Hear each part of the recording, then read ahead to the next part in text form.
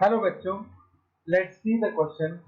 The question says, match list 1 with list 2 and select the correct answer using the codes given below. This carbocation is more stable than CH3 carbocation inductive effect. CH3 twice minus Br is less stable than CH3 minus resonance. CH3 thrice C positive is more stable than CH3 CH2 hyperconjugation and resonance, and benzyl radical is more stable than benzene CH3 twice CH2 radical hyperconjugation and inductive effect. Codes are option A A2B3C4D1, option B A3B1C4D2, option C A4B3C1D2, option 4 D3B4C2D1। हमें बताना है कि कौन सा code हमारे लिए correct बैठेगा। तो first of all write down the key concept.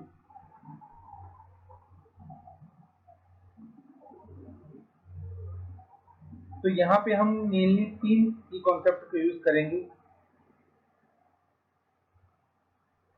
Resonance effect,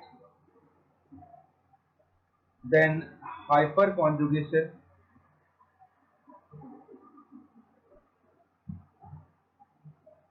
and then inductive effect.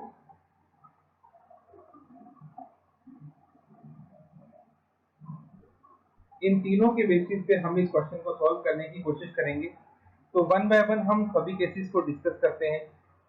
तो जो हमारे पास फर्स्ट केस दे रखा है उसमें हमारे पास एक कार्बोकेटाइन है और दोनों तरफ हमारे पास CH3 ग्रुप दे रखा है।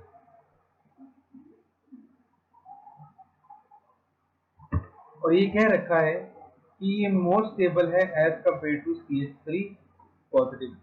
अब जैसा कि हम यहाँ पे देख सकते हैं, इस CH3 का हमारे पास प्लस आई इफेक्ट होता है, इस CH3 का भी प्लस आई इफेक्ट होता है और रिंग कार्बोकेटाइन के साथ रेजोनेंस करके प्लस आर इफेक्ट करेगी। तो रेजोनेंस इफेक्ट, या इसको हम लिखते हैं plus R and plus I increase stability of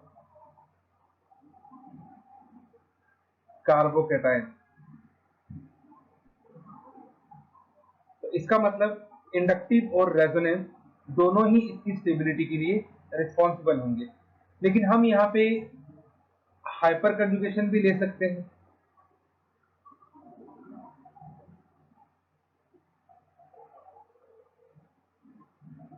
hyper conjugation किस तरह से लगेगा वो देखिए। जो हमारे पास CH3 है, these both CH3 are alpha to the carbocation। अब क्योंकि ये दोनों अल्फा हैं तो यहाँ पे हमारे पास टोटल हो गए 6 अल्फा हाइड्रोजन। तो ये अल्फा हाइड्रोजन जो है वो भी इस कार्बोकेटाइन की स्टेबिलिटी में इंक्लूड होंगे। तो यहाँ पे हमारे पास तीनों इफेक्ट काम कर रहे हैं, रेजोनेंस भी, इंडक्टिव भी और हाइपर कंजुगेशन भी। लेकिन ऑप्शन में हमें दो दो करके दे रखे हैं, तो हम यहाँ पे कंसीडर करेंगे रेजोनेंस और हाइपर कंजुगेशन को कि ये दोनों ही इसकी स्टेबिलिटी के लिए रिस्पॉन्सिबल हैं। दूसरा हमारे पास है CH3C Br CH3 negative is less stable as compared to CH3 minus। अब यहाँ पे देखिए स्टूडेंट, ये CH3 plus I effect show करेगा, ये CH3 भी प्लस आई इफेक्ट शो करेगा, and plus I decrease stability of carbon anion. तो यहाँ पे जो इफेक्ट लगेगा हमारे पास वो सिर्फ और सिर्फ कौन सा लगेगा, प्लस आई लगेगा। तो पहले केस में plus R and hyperconjugation, दूसरे केस में सिर्फ इंडक्टिव प्लस आई। अब हम बात करते हैं अपने थर्ड केस की, और थर्ड केस में हमें दे रखा है that tertiary carbocation CH3C positive CH3 CH3 is more stable than CH3, CH2 positive. तो यहाँ पे हमारे पास इस CH3 का प्लस आई इफेक्ट होगा, इसका भी प्लस आई इफेक्ट होगा और इसका भी प्लस आई इफेक्ट होगा।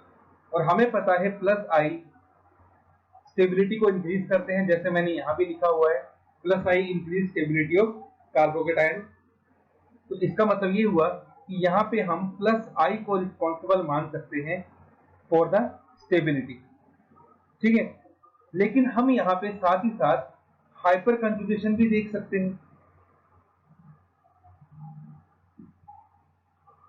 क्योंकि हमने देखा कि ये जो तीनों कार्बन है ये भी अल्फा है, ये भी अल्फा और ये भी अल्फा, तो टोटल इसके पास 9 अल्फा हाइड्रोजन हो गए। तो 9 अल्फा हाइड्रोजन होने की वजह से हम इंडक्टिव और हाइपर कंजुगेशन दोनों को ही कंसीडर करेंगे। और अब हमारे पास आता है fourth case.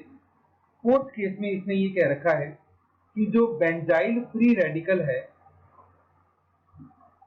CH2 radical is more stable than benzene